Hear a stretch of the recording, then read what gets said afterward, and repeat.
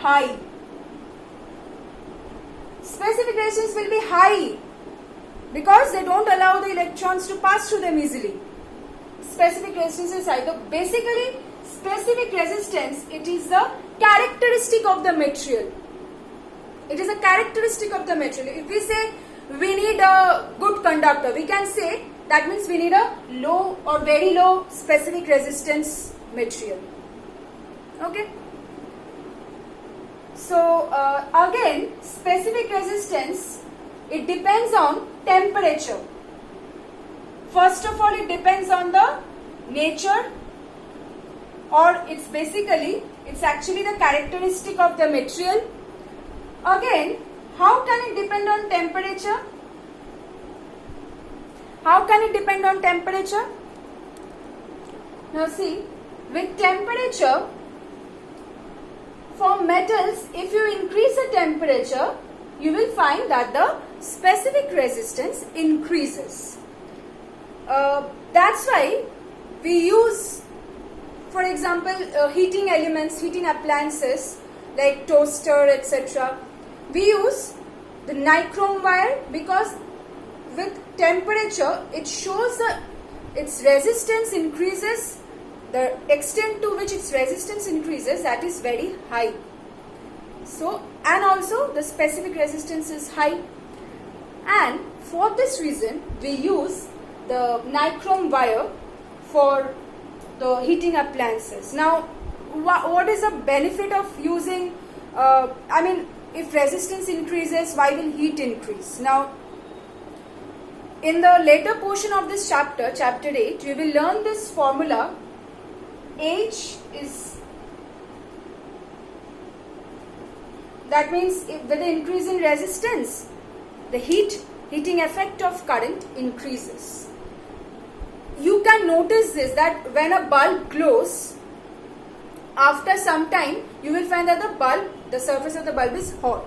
That is due to the flow of current through it, some heating effect has been produced.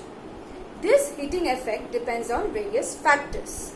Depends on the current, then we will do it. Don't worry, this portion we'll do it in 8C.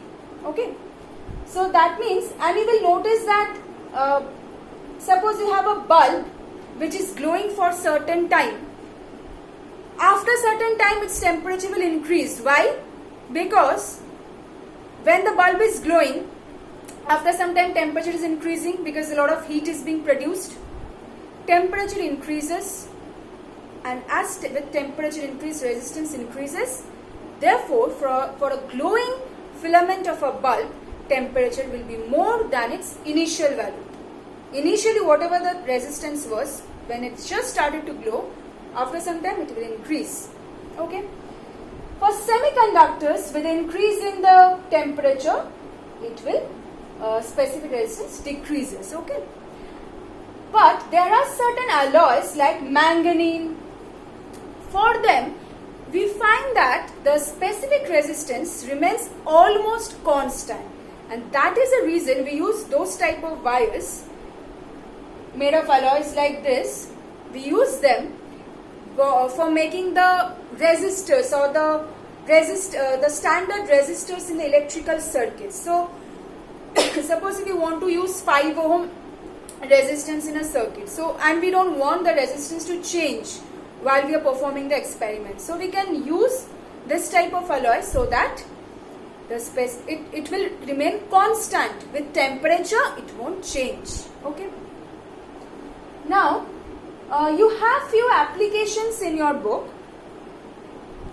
So you have few applications like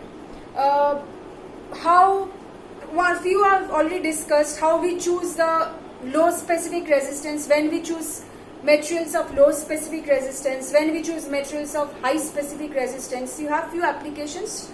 So just go through them once because we have already discussed while we were doing this. Now one of them is fuse wire. Okay.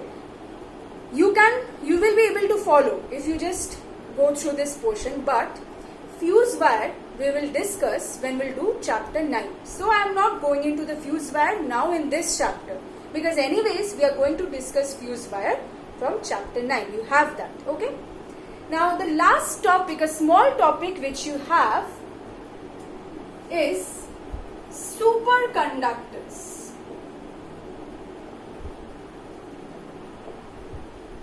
Superconductors.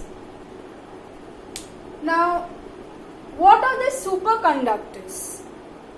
As you can imagine, you have only a small portion given in your book, because it's a portion which we actually did when we were in we're doing graduation. So, just a basic idea you need to have about superconductors.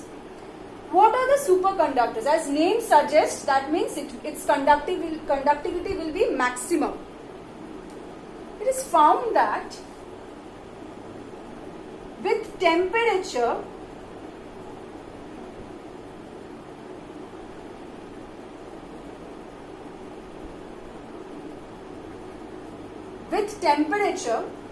if I decrease the temperature, resistance will decrease, because if I increase the temperature, resistance increases, temperature decreases, resistance decreases. So, for certain materials, it is found that if I decrease the temperature, resistance decreases, but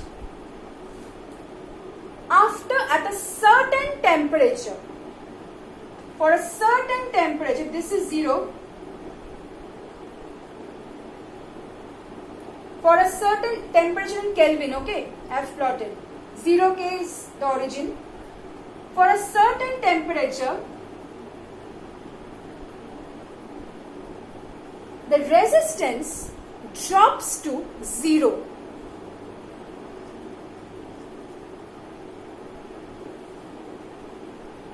That means this is actually known as a threshold temperature, or the critical temperature. You don't have to learn all this. I'm just giving you a concept, okay? Just learn what are superconductors. So superconductors are those materials which at a very low temperature, as low as near about to absolute 0, because 0 Kelvin is absolute 0, the resistance of these materials at this very low temperature becomes 0. If resistance is 0, what will be the conductance then? It will be infinity. It's reciprocal, that's why. That means the current which is flowing in this superconductor at that state, it will continue to flow even if there is no potential difference. So, this is basically this state. It's very difficult to achieve the state, superconducting state. This state is the superconducting state and this is the normal state.